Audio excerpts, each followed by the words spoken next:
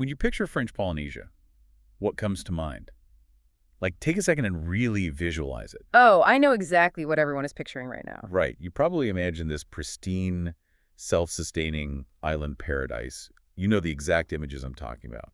The overwater bungalows, the crystal clear turquoise water, lush green mountains, just an untouched Eden where life sort of flows naturally. Yeah, it's the ultimate postcard of isolation and tranquility. It's the dream of escaping the modern grind.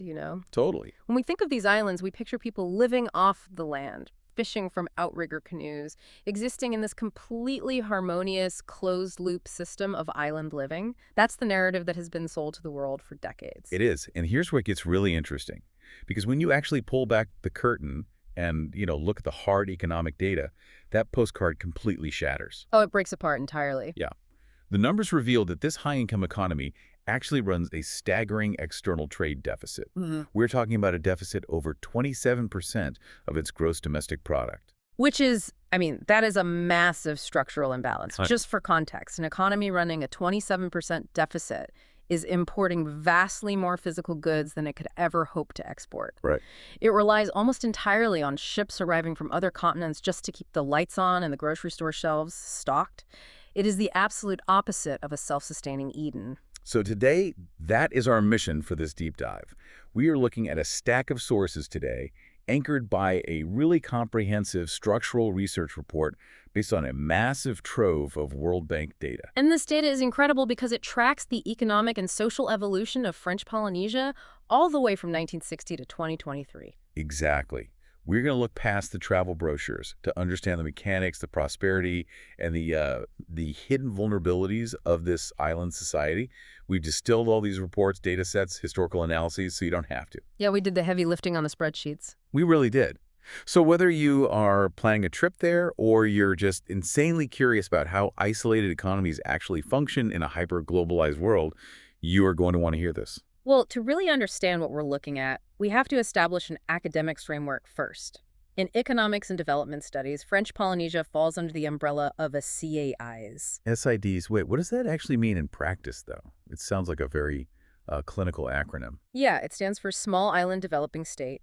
It's a classification for countries and territories that face a very specific set of overlapping challenges. Like what kind of challenges? Well, they're geographically isolated, their domestic markets are tiny, and because of that, they are highly vulnerable to external economic and environmental shocks. Right, they can't just drive a truck across a border to get supplies. Exactly. And even though French Polynesia's income is high, which actually makes it somewhat unique among SIs, it still shares those underlying structural realities. So imagine a digital display right now for a second. On one side, you have that beautiful island, the palm trees, the resorts, and on the other side, you have incredibly complex, wildly fluctuating data charts showing extreme sensitivity to global markets. That's the perfect visualization. Okay, let's unpack this, because there's a fundamental contradiction staring us right in the face in this data. Wait, if they are making over $22,000 per capita, that's more than many established nations. It's a very high number, yes. Right. So are you telling me they are actually struggling? Because that number sounds like they are doing incredibly well. How does an economy with a per capita GDP of over $22,000, which puts it squarely in the high income bracket, by the way, have an agricultural sector that contributes a mere 2.2% to its total value added? It's a glaring paradox. Like, if you were living on a remote island in the middle of the Pacific Ocean, shouldn't farming and fishing be the absolute bedrock of your society? You would think so, right? But the reality is a story of profound transformation. Let's look at the trajectory from 1960 to 2023 in the World Bank data. Let's do it. In 1960, the per capita GDP was hovering around just $1,300. Wow, okay. Yeah, but by the year 2000, it had climbed to about $14,061. And by 2023, it had jumped to an impressive $22,439. That is an enormous leap in wealth. That's a nearly 60% increase just since the year 2000 alone. It is, but, and this is a crucial button here, that growth curve is not a smooth, steady climb up a mountain. Right. I'm looking at this chart of their GDP growth rate, and the spikes and drops are frankly terrifying. It looks less like a mountain climb and more like an erratic heartbeat monitor. Exactly. It's incredibly erratic. We have to look at the mechanisms behind that wealth to understand why that high GDP number doesn't tell the whole story. So I have to ask, is this real stable wealth or is this just an illusion? Because they use the CFD franc, right, the local currency. Yes, the CFP franc. So how much of this quote-unquote wealth is just math on a page reacting to global exchange rates? What's fascinating here is that the wealth is real in terms of absolute numerical value, but the purchasing power of that wealth is highly susceptible to exactly what you just mentioned. With exchange rates. Right. The CFP franc is pegged to the euro, and before that, it was pegged to the French franc. So what does that actually mean for a family living in Papeete, like on a day-to-day basis? Think of their currency like a tape measure made out of elastic. Okay, elastic tape measure. Yeah. The numbers printed on the tape, their salaries, their local bank accounts, those stay the same. But the actual distance that tape measure can stretch, how much food or fuel it can buy on the global market, changes constantly based on forces completely outside their control. Oh, wow. When the euro weakens against the US dollar or when global inflation spikes, the cost of their imported goods skyrockets. Their global buying power can swing wildly without the actual productivity of the island changing at all. Which is incredibly dangerous when you rely on the outside world for literally everything. I mean, your salary didn't change, but suddenly a bag of imported flour costs twice as much because the central bank in Europe made a policy change. Precisely. And if we look at the extreme volatility shown in the World Bank data, it proves just how vulnerable they are to these external forces. For instance, the data shows a massive, explosive spike in growth in the 1970s. I see that spike. Yeah, the economy was running incredibly hot, with growth rates sometimes hitting 18%. 18%. What happened in the 70s? Did they discover a new export or something? No, it wasn't organic local business growth at all. This is where history explains the data. In the 1960s and 70s, France established the Centre d'Expérimentation du Pacifique, their nuclear testing program in the region. Oh, right. The nuclear tests. Yes. And regardless of the politics of that, purely from an economic data standpoint, this brought a massive influx of military personnel, heavy infrastructure development, and direct financial transfers from Paris. So a flood of outside money. Exactly. The economy exploded, but it was an artificial boom driven by external administrative strategy, not local industry. Wow. So the foundation of their modern leap in wealth wasn't built on local entrepreneurship at all. It was built on external military and administrative investment. Exactly. And that sets a precedent for vulnerability. You fast forward to a different kind of external event. Let's look at the year 2020. A pandemic. Right. The data shows a devastating negative 10.57% plunge in growth, a drop of nearly 11% in a single year. Because the world basically stopped. The planes stopped. And their economy just fell off a cliff. It was an economic cardiac arrest. Yeah. And, think about your own local economy for a second. We all felt the pain of 2020. Oh, absolutely. But for French Polynesia, this data shows that a high GDP does not automatically equal a stable, resilient economy. A high-income threshold doesn't protect you from global shocks if your foundation is shaky. Because you can have all the wealth in the world on paper, but if an external shock severs your supply lines, that wealth can just evaporate overnight. Exactly. Which leads us perfectly into the mechanics of why that foundation is so shaky. Let's look at exactly how this economy is structured. Because if agriculture is only 2.2% of the economy, what on earth is making up the rest of the pie? It's extremely lopsided. Yeah, according to the data, services make up a massive 75.9% of the economy. Industry, and that includes all local construction, is only 9%. It's an extreme imbalance. I mean, this is a textbook example of what economists call acute deindustrialization. I'm visualizing a seesaw right now. On one side, you have this massive, crushing, iron weight labeled services. This is everyone working in hotels, restaurants, government administration, and retail. Right. And on the other side of the seesaw, trying to balance it out, is a tiny little feather labeled making things. That's exactly what it looks like. But if you live on an island thousands of miles from major continents, shouldn't you be producing something physical? Why did agriculture and industry collapse so dramatically? Well, if we connect this to the bigger picture, it's about the economic theory of comparative advantage, mixed with rapid modernization. Okay, break that down for me. So, When that military and administrative money flooded in during the 60s and 70s, it created a massive wage gap. Suddenly, working in an air-conditioned government office or a luxury resort paid exponentially more than subsistence farming or fishing. I mean, it's a rational choice for the worker. If you can make $25 an hour working at the front desk of an overwater bungalow resort or $5 an hour breaking your back in the tropical sun trying to grow taro root, you take the resort job. Exactly. Labor naturally migrated to where the capital was flowing. Furthermore, land ownership laws and the physical topography of the islands make large-scale mechanized agriculture very difficult. Right, it's a lot of mountains and small islands. Yeah, you can't just set up massive, efficient wheat fields like you can in the American Midwest. So over a generation, French Polynesia evolved into an economy that relies almost entirely on external suppliers for basic living materials and industrial goods. Let's ground this in reality for a second. What does a normal Tuesday look like for someone living there under this structure? If I'm a local going to the grocery store in Papeete, I'm walking down the aisles. Almost everything in my cart had to be put on a giant container ship or a cargo plane to get into my hands, right? Yes, almost everything. The cereal, the canned goods, the tools, the building materials for my house, the cars, all of it. Yeah.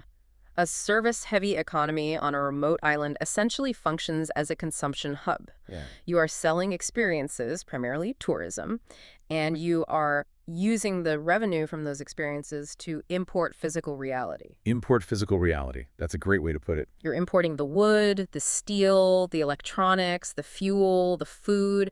It creates a structural dependency that is almost absolute. Okay, but this brings up a massive question. I'm doing the math in my head here. If they are buying almost everything they physically need from the outside world, and they are barely producing any physical goods to sell back to the outside world, how are they not completely, totally bankrupt? That is the multi-million-dollar question. Because they import almost everything, the trade balance for goods and services has historically hovered between a deficit of negative 14% to negative 20%. And in 2023, as we noted at the start, it plunged to a massive negative 27% of GDP. Right. That is a chasm. That is a black hole of money leaving the island every single year to pay for all those imported goods. Mm-hmm. How do you fill a hole that big? That deficit is covered, essentially papered over by two main lifelines. Okay. The first is external transfer payments. Meaning subsidies from France. Yes, massive subsidies and financial aid from mainland France. Because French Polynesia is an overseas collectivity of France, Paris injects huge amounts of capital into the territory to prop up the administrative sector, public services, healthcare, and education. So this is money entering the economy that isn't tied to local physical production at all. Not at all. The French government is essentially underwriting the island's baseline survival. They are providing the floor. Exactly. They provide the floor. But the ceiling, the wealth that drives that $22,000 per capita GDP, that comes from the second lifeline, which is service exports. And by service exports, we mean their golden goose tourism. Ah, right. The honeymooners, the luxury resorts. Exactly. The data shows this perfectly. Look at the 2019 data peak. Tourism brought in hundreds of millions of dollars, around $735 million, actually. It acts as the absolute lifeblood of the economy. When tourists fly in, they bring foreign currency. The hotels capture that currency, pay their local staff, and then those staff use that money at the grocery store to buy the imported food. It's an import consumption loop funded by visitors. But as the 2020 data shows, this is a highly fragile golden goose. Yeah, the pandemic really exposed that. When the planes stop flying, the foreign currency stops flowing. Without that currency, the ability to purchase those vital imports completely freezes. The economy literally begins to suffocate. It really highlights how vulnerable they are. They are essentially trading geographic isolation for absolute economic dependency. That's a very accurate way to frame it. And to maintain that tourism sector, to keep the resorts running, the restaurants open, and the services flowing, you need a massive, active, working-age population. You do?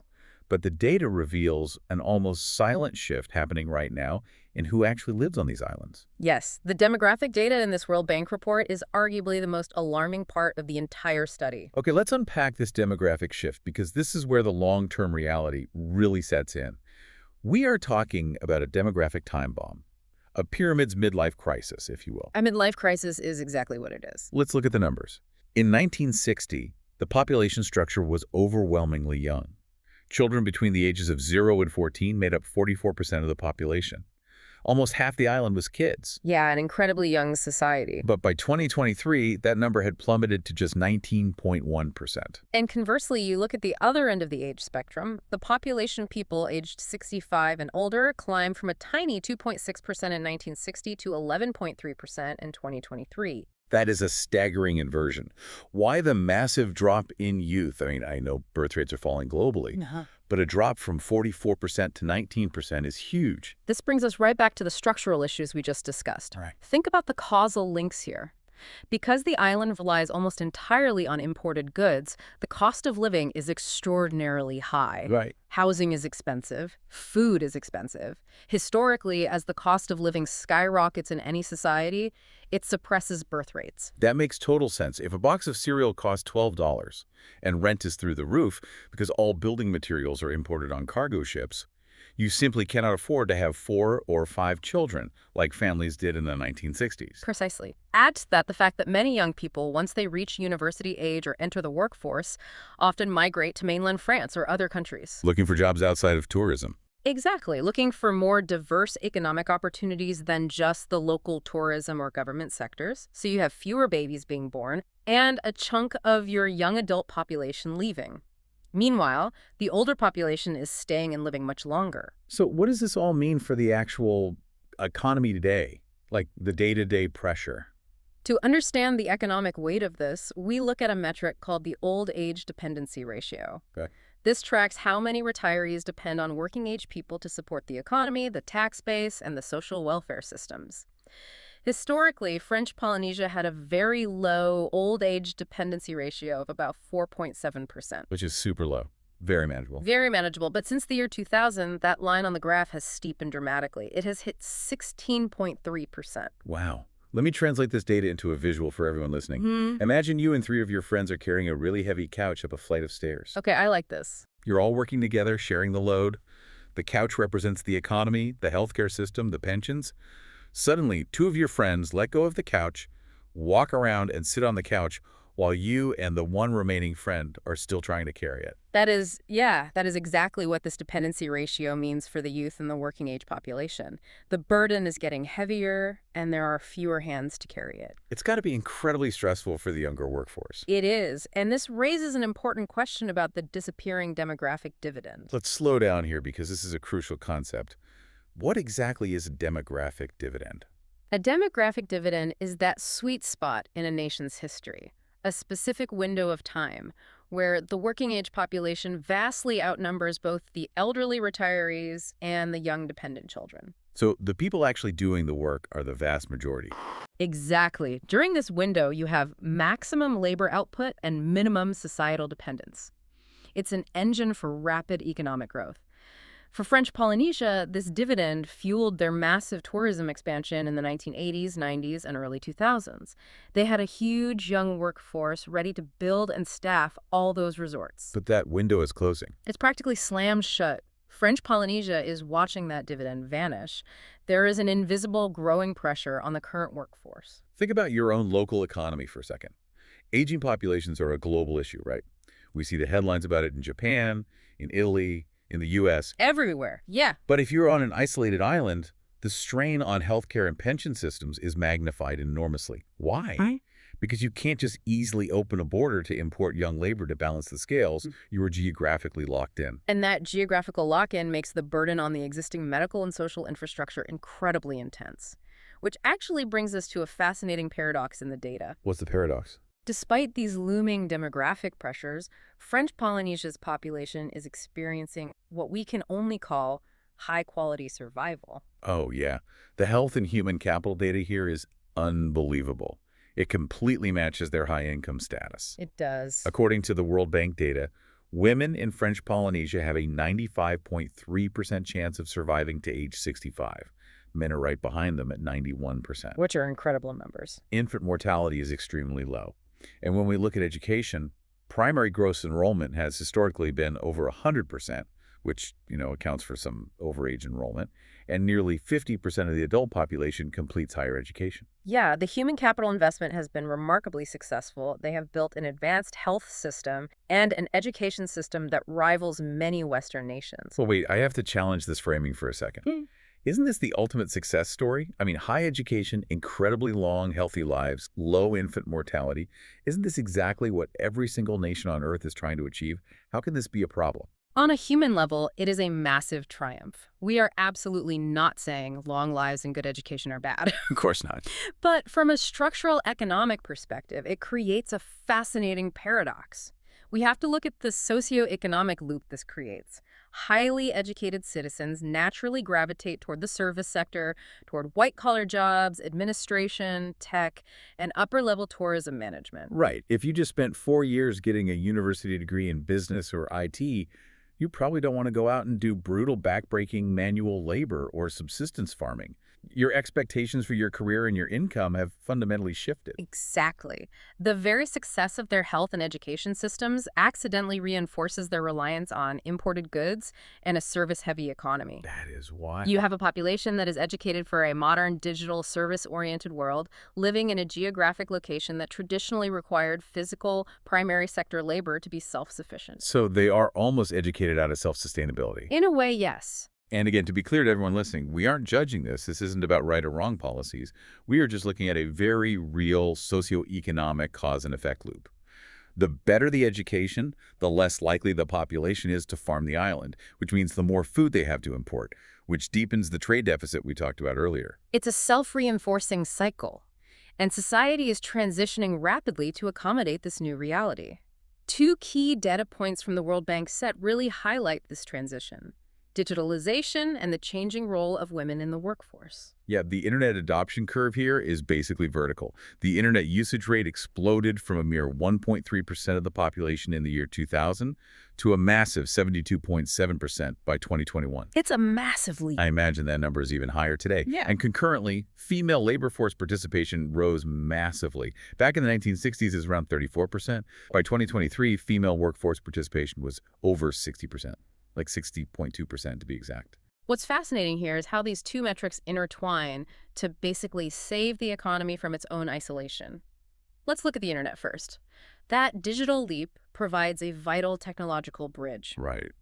For a remote island, the internet is the great equalizer. It breaks geographic limitations. How does that actually change the economy on the ground, though? Like, practically speaking? It allows for the development of offshore service industries. You can have a local population working in digital administration, participating in remote work for global companies, and managing global tourism logistics without ever leaving the island. Oh, I see. It shifts the export from physical goods, which they struggle with, to digital services and connectivity. And what about the rise in female workforce participation? How does that tie in? That is the sociological engine driving the service sector's massive growth.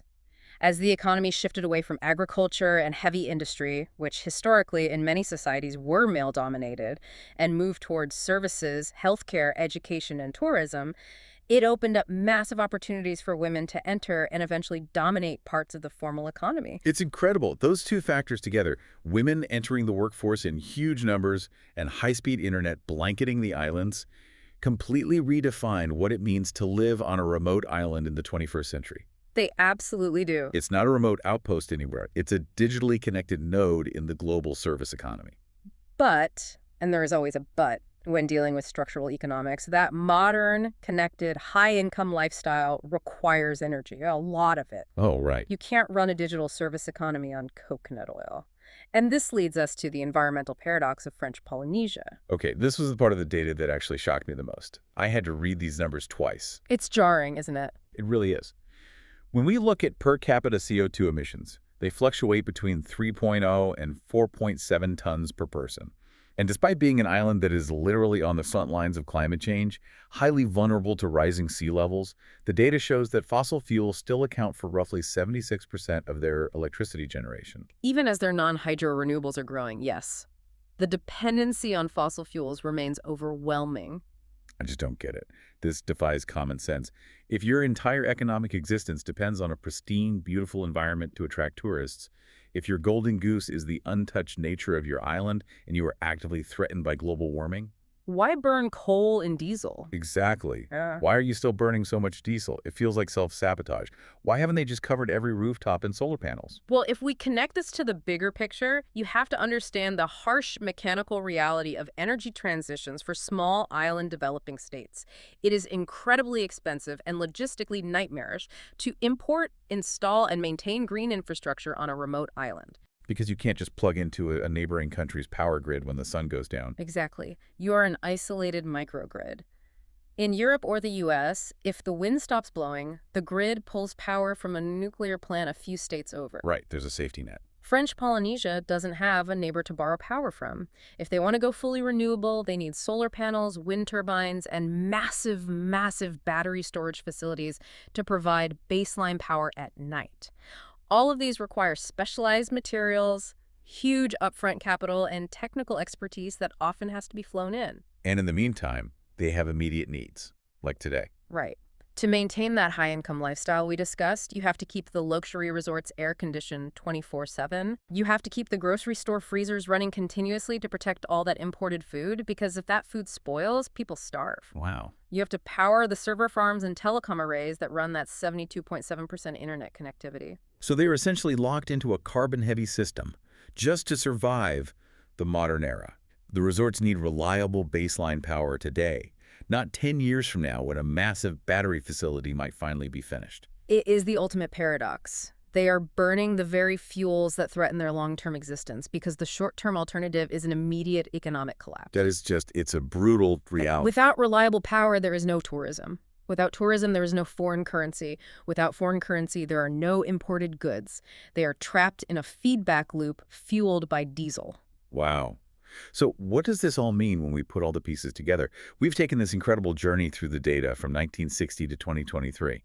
We've seen a society transform from a young, relatively poor, isolated place into a highly educated, digitally connected, high-income hub. Right. But we've also seen the massive structural cracks in the foundation. French Polynesia is standing at a critical crossroads.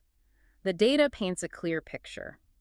The current model of what we might call import consumption prosperity, a prosperity fueled almost entirely by tourism revenues and external subsidies, is highly vulnerable. Because it assumes the rest of the world will always be stable enough to send tourists and stable enough to manufacture and ship them cheap food and fuel. Precisely. And as we saw with the massive contraction in 2020, that is a dangerous assumption to build an entire society on. Yeah, 11% drop in 1 year. It must find a way to diversify. This might mean reviving high-value local agriculture, not subsistence farming, but perhaps tech-driven, sustainable agriculture that appeals to an educated workforce, reducing that reliance on imported food. That makes sense. Make agriculture a high-tech sector. Or it might mean developing localized, specialized industry. They have to find ways to survive the coming global shocks and support a rapidly aging population where the dependency ratio is only going to get heavier. The seesaw needs to balance out. The huge weight on the services side needs some counterweight in local production. Exactly. The future must shift from an illusion of wealth based on currency pegs and imports toward genuine, sustainable, innovative growth. It is a fascinating challenge. You have this incredibly well-educated population, highly connected to the internet, but physically tethered to an island that is importing its very survival. Which leaves me with a thought for you to chew on after we wrap up here. As global supply chains become more unpredictable, and as the climate pressures literally rise to their doorsteps, what happens to a postcard paradise when it realizes it has forgotten how to feed itself? That is the defining question for their future. Can they use their incredible digital connectivity and that highly educated population to build a totally new kind of island resilience before the next big global shock hits? Thank you for joining us on this deep dive. We'll see you next time as we continue to unpack the data behind our world.